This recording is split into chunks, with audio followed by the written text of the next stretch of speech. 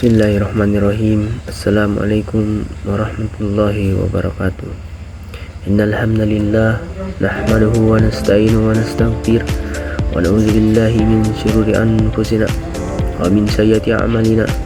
Man yahdihillahu fala mudilla lahu wa man yudlilhu fala hadiya lahu. Asyhadu an la ilaha illallah wahdahu la syarika lah wa asyhadu anna Muhammadan abduhu wa rasuluhu la nabiyya ba'dah. Pertama-tama, marilah kita memanjatkan puja dan puji syukur atas kehadirat Allah Subhanahu wa taala, di mana pada kesempatan ini kita masih diberikan kesehatan dan kekuatan sehingga kita masih sempat berkumpul di tempat ini. Salawat beserta salam tak lupa pula kita kirimkan kepada baginda Nabiullah Muhammad SAW. Ialah Nabi yang membawa dari alam yang gelap gulita menuju alam yang terang benderang seperti saat ini. Hadirin yang sama-sama dirahmati Allah Subhanahu wa taala. Marilah kita senantiasa meningkatkan ketakwaan kepada Allah Subhanahu wa taala dengan menjalankan segala perintahnya dan menjauhi segala larangannya. Ketakwaan bukan sekadar ucapan di lisan, tetapi sikap hidup yang tampak dalam kesabaran, ketaatan, dan sesungguhnya kita dalam mendekat kepada Allah di setiap keadaan. Pada kesempatan yang mulia ini, marilah kita merenungkan sebuah tema yang sangat dekat dengan kehidupan kita semua, yaitu jalan pulang bagi hati yang lelah. Hadirin yang sama-sama dirahmati Allah Subhanahu wa taala. Mungkin di antara kita ada yang tubuhnya masih kuat tetapi hatinya sudah sangat lelah. Ada yang wajahnya tampak tersenyum tetapi jiwanya sedang menanggung beban yang berat. Ada yang setiap hari berangkat kerja, menjalankan usaha, mengurus keluarga, melayani masyarakat, namun di dalam dirinya ada kegelisahan yang tidak pernah benar-benar hilang.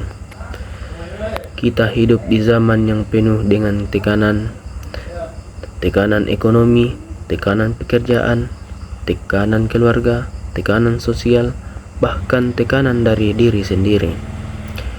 Banyak orang berusaha tampil kuat di hadapan manusia, tetapi ketika sendirian, ia menangis dalam diam. Ada yang lelah karena masalah keluarga yang tak kunjung selesai. Ada yang lelah karena hutang yang belum mampu dilunasi. Ada yang lelah karena kehilangan orang yang dicintai. Ada yang lelah karena doa yang terasa belum dikabulkan. Ada pula yang lelah karena berjuang melawan dosa dan kelemahan diri sendiri.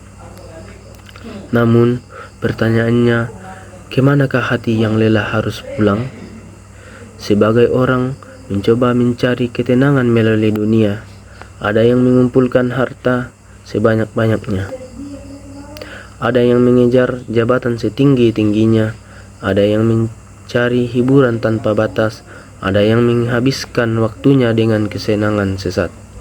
Tetapi, mengapa setelah semua itu didapatkan, hati tetap terasa kosong?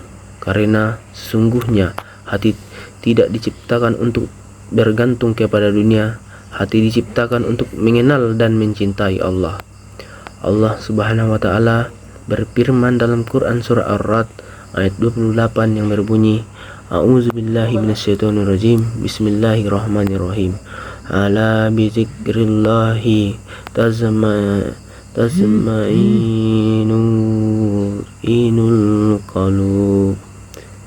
qulub, yang artinya ingatlah, hanya dengan mengingat Allah hati menjadi tentram.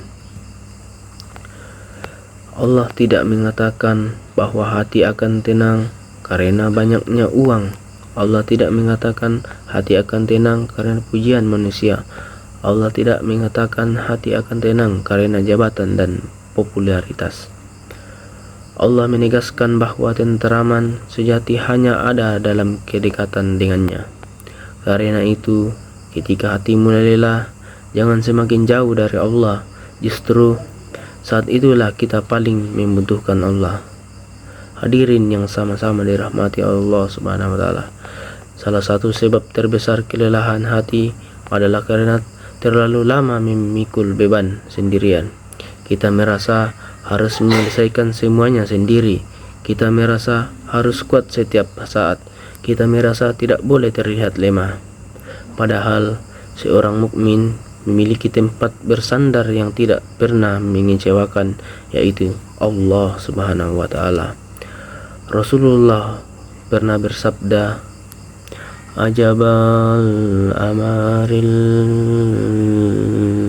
mu'mini inna amarahu kalahu lahu khair," yang artinya sungguh menakjubkan urusan seorang mukmin, semua urusannya adalah baik baginya. Hadis riwayat Muslim. Ketika mendapatkan nikmat, ia bersyukur. Ketika mendapatkan musibah, ia bersabar.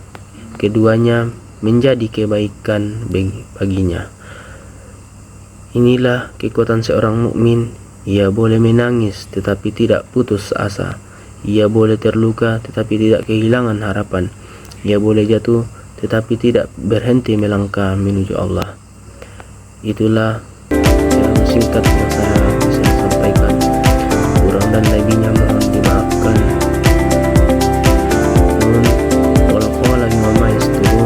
Assalamualaikum warahmatullahi wabarakatuh.